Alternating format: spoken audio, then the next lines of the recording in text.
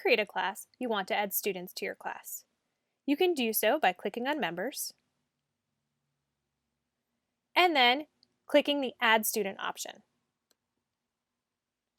Here you have a few different choices. You could invite your students by email. Simply copy this link and email your students that way. Alternatively, you could add students without an email. This is especially helpful for students who are young and don't have email addresses, where you as their teacher create and monitor their accounts. For here, we could have Susie, last name optional, Susie 2020, and then you could add a password or something like that.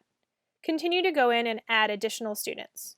Once you've set those accounts up, you'll then help your students sign in with their username and password. The third option is to find existing students.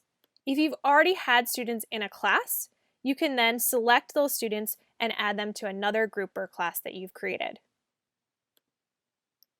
The last choice is to upload a class roster.